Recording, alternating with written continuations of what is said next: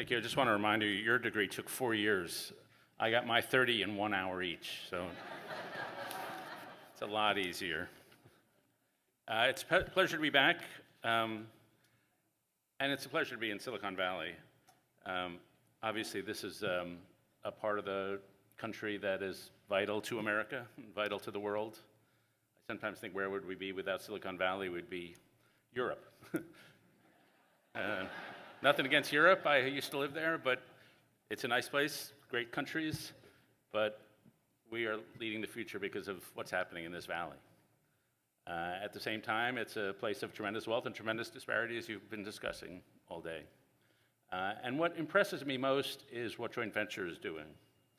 I've never seen anything like this around the country. I travel around looking at community organizations, and the closest I see there are a thing called collective impact structures. There's one in Cincinnati, where they try to get all the people in that community together. And that was started by a guy who said, you know, we're organization rich and system poor. Now, we have a lot of good people doing good things, but we don't have a comprehensive systemic vision. I once went to Spartanburg, South Carolina. I went into a little room, and there were the business leaders in the room, the high school principals in the room, the pastors, the Chamber of Commerce, the police chief, the mayor, and they all had this data on how kids in Spartanburg were doing from birth to career. And they said, we're putting everything aside to work together for the kids of Spartanburg. But that's a town. This is a whole gigantic and important region. So it's important to me to be here, one, because the 21st century is a competition between technological elites, ours versus China's. And it's so important what gets done here that we continue to lead the way in AI, quantum computing, and all that sort of stuff. But mostly it's important that we have social models of how to repair a broken society. And this room is a model of a sort that I am not seen anywhere else. Now, this valley and this institution is built upon education. And I grew up in the middle of education. I've spent my life in educational institutions. Yale is not the best one I've been part of. And so my parents were academics, and they studied Victorian literature. And so when I grew up as a kid, maybe you've seen this movie, Fiddler on the Roof, and you know how warm and huggy Jewish families can be. They're always singing and laughing and dancing. I come from the other kind of Jewish family. And so the culture in my household was think Yiddish, act British. And so it's very stiff upper lip, show no emotion, super intellectual. When I was a kid, my parents were historians of Victorian England, so my turtles were called Disraeli and Gladstone. And the fact that I had turtles shows that was the limit of my emotional ability at that time. Then when I was 7, I read a book called Paddington the Bear and decided at that moment I wanted to become a writer. And I've written every day since, 7 days a week, 365 days a year. I get up at 7, I usually write till 1. I used to wear a Fitbit, and it used to tell me I was napping, because apparently my heart rate would go down, but apparently I'm just doing what I was wired to do. And being a writer was central to my identity, again, very intellectual. In high school, I wanted to date this woman named Bernice. She didn't want to date me. I remember thinking, she dated some other guy, and I remember thinking, what is she thinking? I write way better than that guy. So those were my values. And then when I was 18, the admissions officers at Columbia, Wesleyan, and Brown University decided I should go to the University of Chicago. And some of you know about Chicago. It's also very intellectual, a great educational institution. The favorite saying about it's where fun goes to die. The kids wear these T-shirts that say, sure, it works in practice, but does it work in theory? And my favorite saying about Chicago, it's a Baptist school where atheist professors teach Jewish students St. Thomas Aquinas. And so, very intellectual, and I fit right in. I had a double major in history and celibacy while I was at Chicago. We entered my roommate in the Golden Gloves boxing competition of Chicago. He'd never boxed a day in his life. We gave him a nickname, the Kosher Killer. And we practiced the University of Chicago way. We didn't practice boxing, but we read a lot of books about boxing. And his career lasted 29 seconds. And then I got a job as a conservative columnist at the New York Times. a job I likened to being the chief rabbi in Mecca. Not a lot of company there, but good place. And then I got a job on TV. And you would have thought TV would have loosened me up a little because it's an emotional visual medium. But I got a job on the most intellectual part of TV, which is the PBS NewsHour, where we have these 14-minute conversations on fiscal policy. We have a great audience. They're generally seasoned. And so if I'm in the airport and a 93-year-old lady comes up to me, I know what she's going to say. I don't watch your program, but my mother loves it. And so we're very big in the hospice community.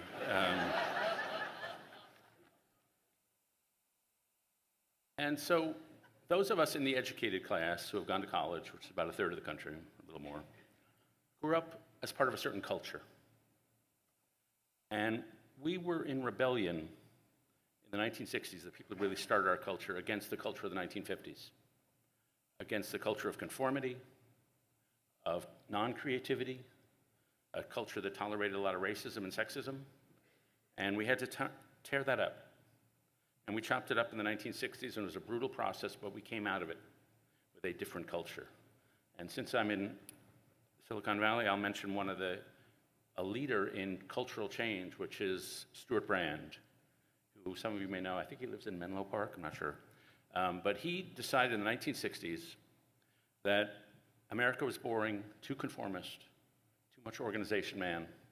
And so he said, you know who's cool? Native Americans are cool. We should live on farms, close to the ground, close to the soil. We should be like hippies. And he created this thing called the Whole Earth Catalog, which sold 3.5 million copies and won the National Book Award, and was a favorite book of a lot of people, including Steve Jobs. And he started communes, and people bought the Whole Earth Catalog, and they started communes, and the hippie culture was born because of Stuart Brand. But then it turns out that farming is kind of hard, and so the communes didn't work. So Stuart Brand, then in the 80s, said, you know, communes aren't cool. You know what's cool? Computers are cool. And he wrote a piece for Rolling Stone called The Rise of the Hacker Culture, and he created the ethos of Silicon Valley. And so it's a rebellion against the boring 50s and the staid conservatism of corporate culture, and it's the creation of a new culture. And this is a culture of high education and people who make a lot of money and then try to pretend they don't care about money. And so when I started the New York Times, we had a thing called the wedding pages. Remember this, where we would have the couples who got married and a little description of the couples? We called it the mergers and acquisition section because it was Princeton marries Yale, it was Morgan Stanley marries Goldman Sachs, it was these high-achieving meritocrats. It was summa cum laude marries magna cum laude. Actually, you would never see a summa cum laude marry a magna cum laude because the tensions would be too great in such a wedding. And so these were super high-achieving people who the couples usually met like on an archaeological dig in Eritrea. Then they went through hard times where one of them went off and arranged the largest merger in Wall Street history while the other dropped out of sommelier school and settled for a career in neuroscience. And then they would get together. And they spent a lot of money. They had a code of conscientious consumption. If the vulgarians spend on luxuries like a $5,000 crystal chandelier, the bobos, the bourgeois bohemians, think that's vulgar, but they'll spend $10,000 on an AGA stove for their kitchen, which looks like a nickel-plated nuclear reactor, or a sub-zero refrigerator because zero just wouldn't be cold enough. I was once in Restoration Hardware in Palo Alto in 1999, and there was a woman shopping for a sofa, and there's another woman came in and started screaming at her for being a rich bitch. I was like, we had to call the police to get this woman out, the one who was screaming. But I thought, now that I look back, I saw the beginning of global populism at a Restoration Hardware on University Avenue in Palo Alto. We rode on the back of a certain skill set, those of us who did well in the educational world. The ability to do well on standardized tests, and the ability to suck up to teachers between the ages of 15 and 24. And as someone who taught for 20 years in Ivy League school, I can tell you the sycophancy skills are awesome. Without intending to, we created a caste system in this society. We married people like ourselves. We invested massively in our own kids' education so they could go to the same elite schools, so they can live in the same few cities, Bay Area, Boston, Washington, New York, Austin, and Denver. And we created a division early in life. So by age 3, the children of affluent parents are twice as likely to attend preschool than the children of the non-affluent. By 6th grade, the children of the affluent are 4 grade levels higher above than children of the non-affluent. It's especially hard on boys. By high school, 2/3 of the top 10% of students are girls, and 2/3 of the bottom 10% of students are boys. By 18, children of the affluent have a 1 in 5 chance of scoring at 1400 on their SATs. Children of less affluent have a 1 in 50 chance. Children of the affluent are 77 times more likely to go to an Ivy League school than children of the non-affluent. Many elite schools have more students from the top 1% of earners than from the bottom 60%. So these are just massive divisions. And I don't think we meant to create them, but just the way we raised our kids. We winded up with a perverse system where the most privileged schools go to, say, Washington University in St. Louis, that spends $350,000 per kid per year, and children from the less affluent go to community college, which can only afford to spend $11,000 a year. We didn't mean to create this system, but we created a completely perverse system. Then the workplace follows on. If you go to places like the New York Times or tech or media or entertainment or the business community in New York, 54% of the employees went to the same 32 elite schools. Meritocracy functions like a candelabrum. You funnel through a few elite schools and then you go out and dominate all of society. And the results are what you'd expect from a caste system. People with high school degrees die 8 years sooner than people with college degrees. People with high school degrees are 5 times more likely than people with college degrees to have kids out of wedlock. They're 6 times more likely to die of opioid addictions. They're 2.4 times more likely to say they have no close personal friends. Opened up these social chasms. And the giant sucking sound you hear is the redistribution of respect in society. There was a time in the 1950s where Jackie Gleason started in a show called The Honeymooners about a guy who drove a bus. Now the status in society goes to people who are in tech, who are moguls, who are in the educated class. So a lot of people look at the top 20% of the society and think those two people control the media, they control the universities, they control the nonprofits, increasingly they control the corporations, and they want to flip the table. They look at immigration policies that benefited people in the educated class, gave us free labor or cheaper labor, but hurt people lower down. Trade policies that benefited people in the educated class, but hurt people way down. Education reforms, let's send everybody to college. Let's create a system which everybody looks like us. But that wasn't right for half the country. In media, where I spend my time, in the mainstream media, we have a lot of diverse people. But if there's one person in any of the major news organizations that I'm a part of who supported Donald Trump, I'm not aware of that person. If you tell half the country that their voices don't matter, they're going to flip the table. And so, in my view, that's one of the things that's happened to cause the moment we're in. The second thing that I think has caused this moment is what I call the privatization of morality. All of life is a series of daring explorations from a secure base. All of life is a series of daring explorations from a secure base. We all need a secure base. And that base, for most of us, is family. It's our attachment to our parents. It's community. It's the school. But it's also the moral order. The idea that we are a diverse, wonderfully pluralistic country, but we have a shared moral order that we live within, that binds us. There was a historian named George Marsden who said that what gave Martin Luther King's rhetoric such power was the idea that the moral order is written into the fabric of the universe, that slavery is not just wrong some of the time, but if slavery is not wrong, then nothing's wrong. If segregation is not wrong, nothing's wrong. That these are eternal rules of what is right and wrong. You need a shared moral order to hold society together. You need it to preserve social trust. Trust is the faith that other people are going to do what they ought to do. And to have that faith, we have to have some set of agreement on what you ought to do, how you ought to behave. You also have to have shared moral norms. Here's how we do things here. If we're merging in a highway, the left lane moves, and then the right lane moves, and then the left lane and the right lane. And if you butt in line, I'm going to honk to enforce the moral norms. We've lost a lot of that shared order because we privatized morality. We told 2 generations of school kids, find your own morality, find your own values, find your own truth. Well, if your name is Aristotle, maybe you can do that, but most people can't do that. And so there's a columnist in 1950s named Walter Lippmann who said, if we have entered a world in which what is right and wrong is just a matter of individual feelings, then we have exited from civilization. So now you look at what's happening across society, you see this devastating loss of social trust. 2 generations ago, if you asked people, do you trust your neighbors? 60% of Americans said yes. Now it's only 30%, and 19% of millennial and Gen Z. And when you have no social trust, it's hard to work together. It's hard to do a thing called spontaneous sociability.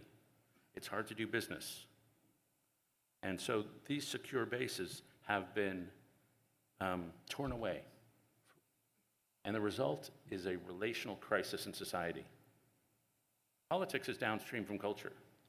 But if you look at some of the social indicators in our society, the ones that seem most important to me are the rising mental health, the 30% rise in suicide. The number of Americans who say they have no close personal friends has risen 4-fold since 2000. The number of Americans not in a romantic relationship has risen by 1/3 since 2000. 45% of high school students say they're persistently hopeless and despondent. The number of Americans who rate themselves in the lowest happiness category is up by 50% since 2000. So we've just become a lot sadder as a society. And when you are sadder, you get meaner. Because if you feel invisible and unseen and untrusted, then that feels like a threat, because it is. It feels like an indignity, which it is. And so you want to lash out. I gave you a bunch of sad statistics. I won't give you a bunch of mean statistics, but the one that bugs me is that it used to be 2/3 of Americans gave to charity every year. Now fewer than 50% of Americans give to charity every year. My sister-in-law is a nurse in New Jersey, and she says her main problem is keeping staff because the patients have become so abusive to the nurses, they burn out and want to leave their profession. I go, at my favorite restaurant in New York, the owner told me that about a couple months ago, I have to kick somebody out of here every week now for some abusive behavior. That never used to happen. And so along with sadness, we've just become meaner as a society. And that, to me, is the crisis. The relational and moral and civic crisis is at the foundation of what's become a political crisis. Now, so the revolt came. The revolt came in 2016, and it came again. And of course, it's not just an American revolt, it's an international revolt. There's a version of Donald Trump in a lot of cities, in a lot of countries.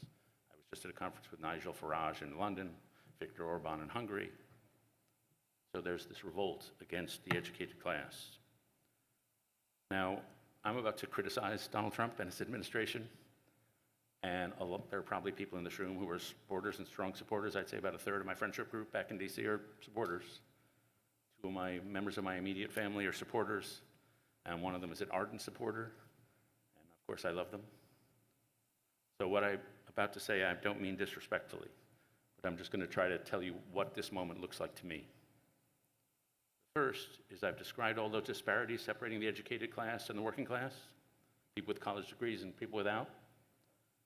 If this administration come in and said, we're going to heal those disparities, we're going to heal the educational divide, we're going to heal the health outcome divide, we're going to heal the social divide, then I would be cheering on this administration. But in my view, this Trump and his team are not doing that. And that's because they are not real populists. Trump and Elon Musk are billionaires who went to the University of Pennsylvania. J.D. Vance went to Yale. Pete Hegseth went to Princeton and Yale, the defense secretary. Vivek Ramaswamy went to Harvard and Yale. Stephen Miller, the policy leader, went to Duke. You look at the Doge people, and you look at their biographies, Harvard, Stanford, McKinsey, Wharton. They're not working class people. One of the Doge guys wrote blog post that said, I left a 7-figure salary to go work at Doge. Probably not Joe the plumber. And I've known these people all my life. I think of them as the Abby Hoffmans of the educated elite. They're in revolt against the orthodoxy they found at elite universities and in elite cultures. They are not pro-conservative, they are anti-left. And that turns out to be a big difference. I was raised pretty much on the left, but I became a conservative in college. And we conservatives, we read like Adam Smith and Edmund Burke, and we admired Alexander Solzhenitsyn. We were like earnest. But these people, who I watched them grow up, they're my age. They just wanted to tear down wherever the left was in control. And so in my view, one was a constructive vision, and one is a destructive vision. This is not really about ideology. It's about attitudes towards power. I have subscribed to a democratic version of power, that it's wonderful. You can do great things with it, but if misused, it's also a scourge. It's like fire, it can be incredibly destructive.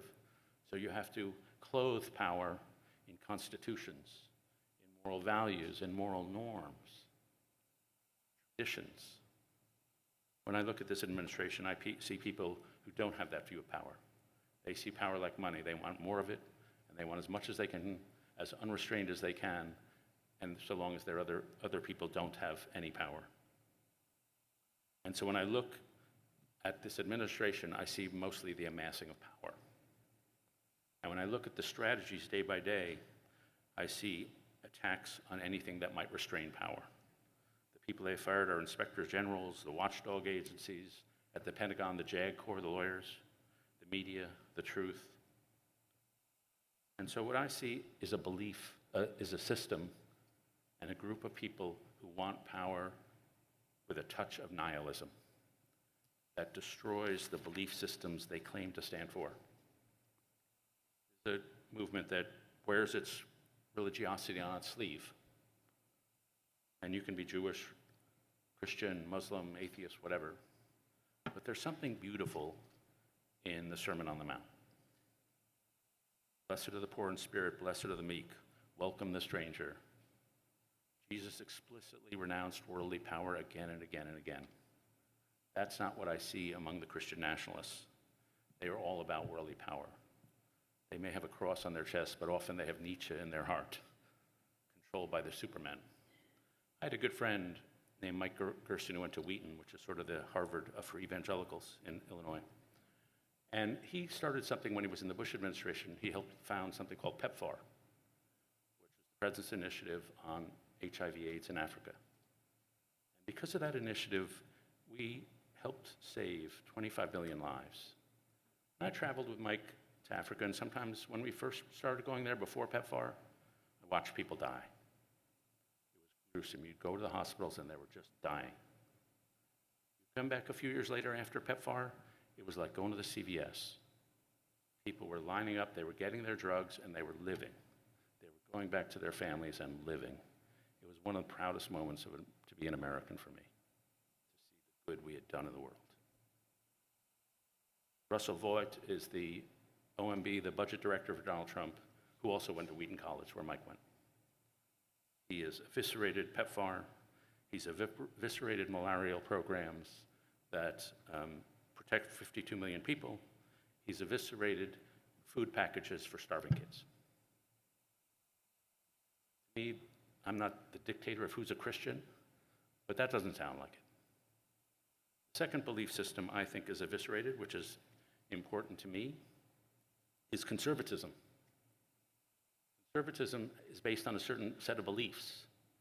We believe in incremental reform because we're suspicious of revolutionary change because we don't think we are smart enough to do it well. This administration is all about disruption, not incremental reform. We believe in moral norms, that how we behave to each other determines what kind of people we are. This administration has been shredding moral norms. We believe in stable and healthy institutions. This administration believes in all power is personal and shreds institutional norms. We believe in constitutional checks and balances, James Madison. This administration believes I alone can fix it. We believe that the line between good and evil runs through every human heart, that each of us has a piece of us that is quite admirable, and each of us has a piece of us that is kind of selfish. We abhor stories where you divide the world into the good and the bad, where half the country is pure and half the country is evil. That's just not the way the world is. And so when I look at this, I spent my life thinking I was a conservative, and I see a rejection of everything I believed. And if you disagree with my philosophical critique of the Trump administration, I just ask you to consider that maybe these people are not actually good at what they're doing. Me,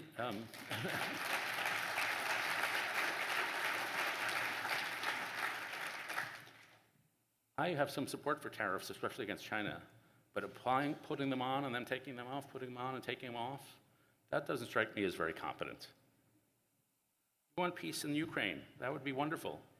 But giving Vladimir Putin a pathway to total victory doesn't strike me as the best way to do it. They promised deportations. I don't really agree with that policy, but that's their stated goal. They're deporting fewer people in the Biden administration because they just don't know how to do it. NIH, the National Institutes of Health, it needs some reform because it's bureaucratic. But the Doge guys came in with a reform that has been talked about for 10 or 15 years. Everybody decided it's not workable. They put it into statute, we're not going to do this. And the Doge guys came in and said, let's try that. And it's just incredibly disruptive. You look at their documents, like they claim an $8 billion in saving, but if they'd read their own documents, it's only $8 million. There is a difference between $8 billion and $8 million. They fired the people at the National Security Agency, apparently unaware that the people at the National Security Agency control nuclear security. And then they had to rehire them. So I just see incompetence. And forgive me for attacking Silicon Valley, but sometimes I think, are they giving like the equivalent of Sam Bankman-Fried access to the nuclear codes? Like what could go wrong? And so it's been a hard time. And I would say, for me, a lot of my friends are conservative in DC. But they're the kind of conservatives who came to DC to serve at NIH and do biomedical research, to fight sex trafficking, to serve democracy promotion, to serve the poor at organizations like World Vision, to feed people. And I would say, among my friendship circle, I know dozens who have lost their job and seen their work destroyed. And so to me, it's not a war on wokeness, it's a war on service of right and left. And that's why I never talk politics in speeches, but I just can't ignore the moment and the world around me. So how do we recover? I've tried to describe a crisis that Donald Trump didn't create this crisis. This is 60 or 70 years in the making. The caste system, the loss of the social fabric, the tearing of our civic fabric and institutional fabric. Can we come back? Well, in my view, we already are. Think about the growth periods in your life. I ask people sometimes, what made you who you are? What experience really shaped you? Nobody ever says to me, I went on vacation in Hawaii and it was so awesome. Like, nobody ever says that. They talk about some moment of pain. They talk about some moment of rupture and repair, when things got taken away and they had to grow. The death of someone, the loss of something, the crushing of a career, moving away from a home. Change alters what you do, but transitions alter who you are. So it's the art of transition. People are made great by their ability to handle transitions through that moments of rupture and repair. And it's hard. There's 3 phases to any transition.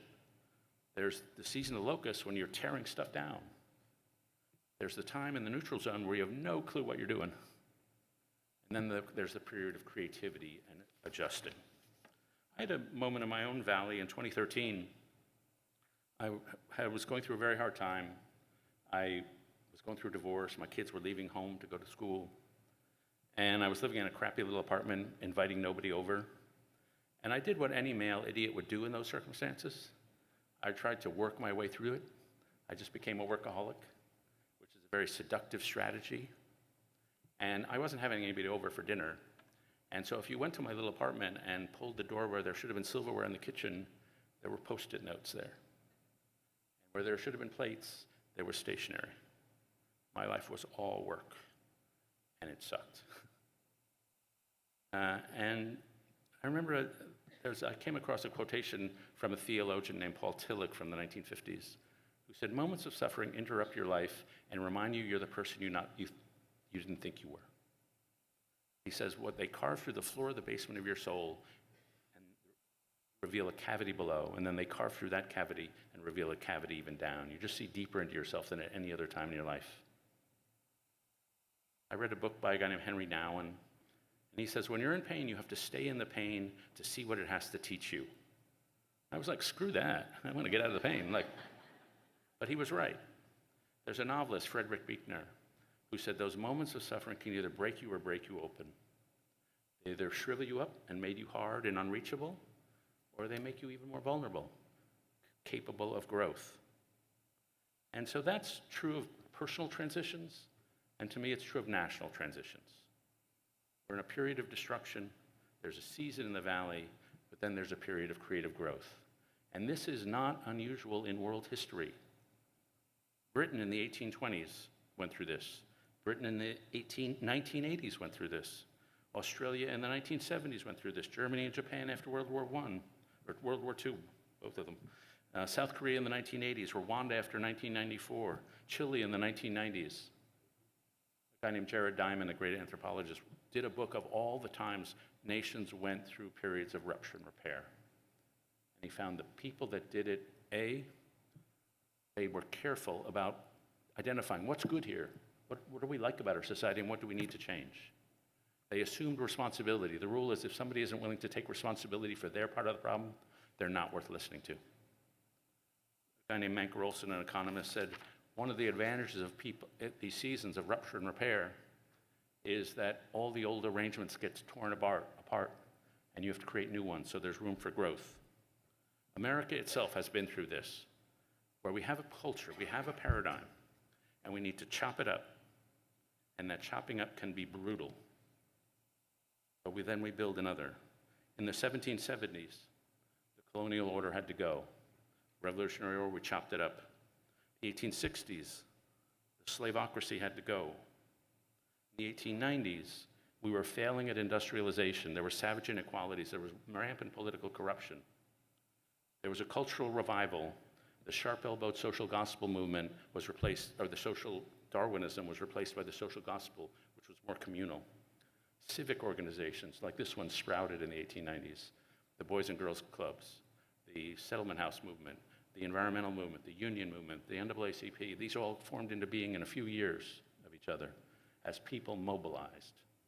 And then finally there was a political movement, the progressive movement, which cleaned up government and gave us the Federal Reserve System and the FDA and all that kind of stuff.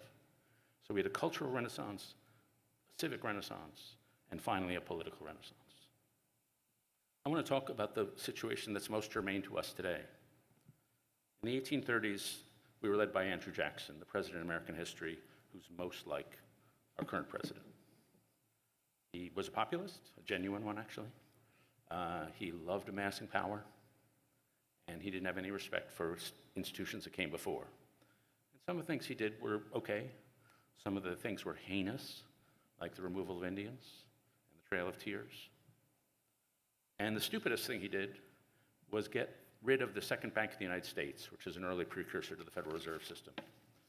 And that mistake sent America into the second worst depression of our history and ruined the presidency, the next two presidencies who came after him. But a party emerged, the Whig Party. And the Whig Party was about a moral reform. At first they rose against concentrated power. They said, we believe in the Constitution. The second thing is that we don't believe in throwing away morality. We are a moral people, and we need to behave in moral ways. So they were for abolitionism, they were for the Sunday school movement, they were for all sorts of morally formative institutions. And then finally, there was a political movement. Abraham Lincoln, an early Whig, became president, passed the Land-Grant College Act, passed the Homestead Act, passed the railway legislation. So once again, you had cultural change, civic change, and then political change. So in my view, the first thing we need is a cultural and moral shift. And the short story I would tell is that the Bobos, the Restoration Hard Warriors, we are really good at individualism. We have a right-wing version of individualism, which was free markets.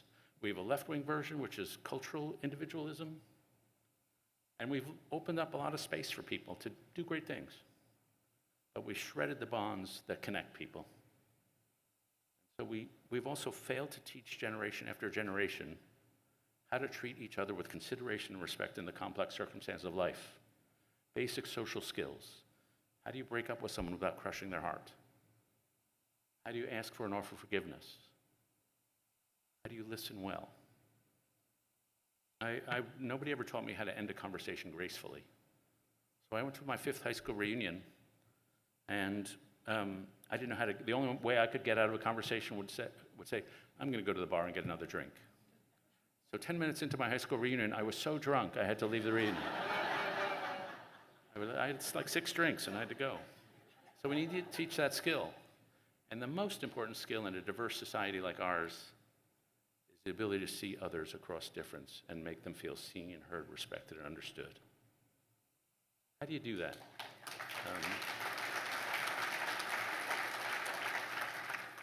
First way you do that is just in a gaze. When we meet each other, we're asking ourselves a question: is this person going to be nice to me? And the answer to that question comes in the eyes before any words come out of the mouth. I was at a diner in Waco, Texas, a couple years ago, and I was having breakfast with a lady named LaRue Dorsey, this 93-year-old lady, and she struck me as a stern disciplinarian. She was a high school principal. She says, I love my students enough to be tough with them. And she was retired now, she was 93. Into the diner walks a mutual friend of ours named Jimmy Durrell, who's a pastor. He pastors the homeless in Waco. He sees us, he knows us both. He goes over and grabs Mrs. Dorsey by the shoulders and shakes her way harder than you should ever shake a 93-year-old. And he says to her, Mrs. Dorsey, you're the best, I love you, I love you. And that stern disciplinarian I'd been talking to turns into an instant, a bright, eye-shining 9-year-old girl. It's just that gaze of warmth that makes so much difference in showing respect for others. The second is just accompaniment, is knowing when to show up for people. I had a student at Yale named Jillian Sawyer, and when she was in college, I had her as a grad student. Her dad got pancreatic cancer. And he had the conversation with her that he probably wouldn't leave to see a lot of her great moments, like her wedding. And he died shortly after college, and shortly after that, Jillian was asked to be a bridesmaid at her friend's wedding. And she watched the father in that wedding give a beautiful toast to his daughter. And then it came time for the father-daughter dance at the reception. And Jillian thought, this is too soon. So she went to the ladies' room to have a cry. When she got out, all the people at her table and the adjacent table at the reception were in there in the hallway. And she wrote a paper about what happened at that moment, which she's given me permission to quote. What I will remember forever is that no one said a word. Each person, including the newer boyfriends who I knew less well, gave me a reaffirming hug and headed back to their table. No one lingered or awkwardly tried to validate my grief. They were there for me, just for a moment, and it was exactly what I needed. Somebody at that reception table said, let's get up and be in the hallway for Jillian. These are the side of small gestures. I've become so believing in the power of small gestures, the power of little emotional moments, just the power of asking someone a question. As you can tell, I'm not a big fan of President Trump, but I'm often around people who are. And so I just ask them questions. I don't ask you, what do you believe? I ask, how'd you come to believe that? Because when you get people in a narrative mode, they're telling you a story about their life. And it's a better way to communicate. I read in a book called You're Not Listening by a woman named Kate Murphy about a focus group leader who was hired by supermarkets to figure out why people go to grocery stores late at night. And she asked the question intelligently. She got them into narrative mode. Tell me about the last time you went to the grocery store after 11 p.m. And one lady who hadn't said a word at the reception or at the focus group said, well, last time I'd smoked a joint and I needed a menage a trois with me, Ben and Jerry. So you get a little look. That's humanizing across difference. And then finally, there's moral formation, making each other better. When I was a young pundit, I worked for Jim Lehrer, who I hope some of you remember from the NewsHour. And when I said something that he liked, that he thought was smart, his eyes would crinkle with pleasure. When I said something he thought was stupid or crass, his mouth would turn down with displeasure. So for 10 years, I just tried to chase the eye crinkle and avoid the mouth downturn. And he never said anything to me. But through those small gestures, he taught me a message. This is how we do things here at the NewsHour. These are the standards of this organization. Remind me to never forget, people are watching you more closely than you think. And what a wise person says is the least of that which they give. What gets communicated is the totality of their being, the small gestures of consideration or respect. And Jim has been dead for 5 years or so, but he taught everybody at the NewsHour how to live up to our standards. And so even though he's dead, the moral ecology he created lives on. And that's a great gift to leave. So these are the kind of ways you build the social fabric again from the ground up. That's the change in culture. Then there's the change in civic life. What you guys are doing right now. You guys are part of a civic renaissance across America. I have this organization called Weave, and we go around the country and we support people who are serving their communities and building trust in their communities. Some of them horrible stories. Sarah Atkins, a woman we know in Ohio, worst thing happened to her that could happen to somebody. Her husband killed their kids and himself one day. And she decided he tried to ruin her life, and she wasn't. She's like, screw you, I'm not going to do it. So she runs a foundation for domestic violence victims. She runs a foundation that cleans up crime scenes so the families don't have to clean up the blood. She runs a free pharmacy, and she teaches at community college. These are people who live lives of service, of community service. We ran into a woman in Florida who was helping the kids at elementary school cross the street. And we said to her, do you have time to volunteer in your community? And she said, no, I have no time. And we said, are you getting paid to help the kids cross the street? And she said, no, but on Thursday, I help the kids cross the street every afternoon. And we said, what are you doing after this? And she said, well, on Thursdays, I take food to the hospital so the patients will have some nice food to eat. We said, do you have any time to volunteer in your community? And she said, no, I have no time. She didn't see this as volunteering. She just thought this is what neighbors do. And if we could get that norm into people's heads, you'd see civic renaissance. Finally, the political revival. America's defining trait is energy. We are a high energy people in ways good and bad. We move, we switch jobs more, we murder each other more. We do a lot of things good and bad, but we have a lot of energy. When the Europeans at least came in the 17th century, they saw flocks of geese so big it took them 45 minutes to just take off. They had two thoughts. One is God's plans for humanity could be completed here. And the second thought was we can get really rich in the process. So we've been driven by a moral materialism to chase the future. And so people would cross the frontier and they'd find perfectly good farmland in Kentucky. But they kept going, assuming there'd be better farmland over the next ridge, until they got here and there was no place left to go. But that's the hunger for the future. The people I admire are not the whiz kids. They're the people who have the energy to get better all the days of their life. Take Warren Buffett. The guy keeps growing. He learned about how to invest. Then he became friends with Katharine Graham. And he became friends so he could learn about life. Then he became friends with Charlie Munger, learned a different way to invest. Then he became friends with Bill Gates because he wanted to learn about tech. The guy is a learning machine. To me, that's the kind of person I admire who improves all the days of a life. Tina Turner. Tina Turner, as everyone knows, was in like the worst marriage in the history of the universe. It took her 17 years to build up the personal fortitude to break with Ike Turner. In the middle of the night, she with no money, she ran out of a hotel room, ran across the highway, went to a hotel and said, please, I have nothing, can I stay here tonight? And then at 40, she began a career as a sexy rock star and continued it till her 70s. That's the kind of energy.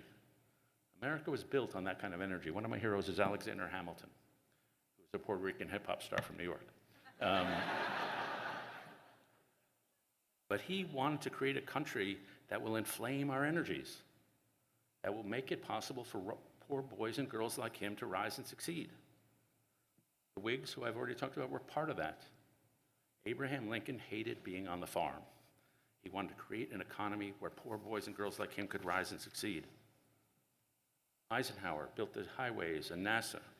Franklin Roosevelt, he wasn't brilliant, but he had confident faith in America's future. We've made it easier to stop building than to start building. And one of the things that makes me hopeful that a political realignment is coming is we have a movement, they call themselves the Abundance Agenda, that we need to build things. It has a right-wing valence, Mark Andreessen and Catherine Boyle. It has a left-wing version, which is my colleague Ezra Klein and Derek Thompson. But they believe that we need to build housing, we need to build schools, we need to reform, we need to use AI, quantum computing, whatever you want. They lift up the imagination. We could have abundant energy. We could have better schools. We could have cheaper housing. We could have bigger national parks. People who can't do transitions try to assimilate what is happening to their existing mental models. The people who do transitions well use what has happened to build new models. And that's what we're in the middle of. Now, it's easy to get hopeless. Believe me, I'm surrounded by despair, especially in Washington. But I remain convinced that this is a moment when we're going to come back better than ever. I was, shortly after, a couple months after October 7th, I was at a bar, a hotel bar, which is what I do. And if you'd seen me, you would have said, sad guy drinking alone. I call it reporting. And I was on Twitter, and I was looking at all the gruesome images from the Middle East. And it was just doom, doom, doom. Then I came across a video, an interview with James Baldwin that must have been done in the 1960s. It was in black and white. And Baldwin says, there's not as much humanity as one would like, but there is enough. There's more than you would think. He says, what you've got to remember when you walk down the street of any city and you look at a person, that could be you. You could be that person. You could be that wonderful person. You could be that horrible person. That person could be you. And you've got to decide who you're going to be, how you're going to show up. When I saw that little clip, James Baldwin had the right to be bitter about this country. That treated him terribly because of his race and other reasons. And when I saw that clip, you could be that person. The phrase that leapt to my mind was defiant humanism. That even in hard times, we were going to insist on being human beings to each other. It's not naive to lead with curiosity. It's not naive to lead with respect. And that the work you're doing here to make the Valley a more just and equitable place is the work that starts at the human level of one face and another face. And as it says in the book of Job, the sparks fly upward. Thank you very much.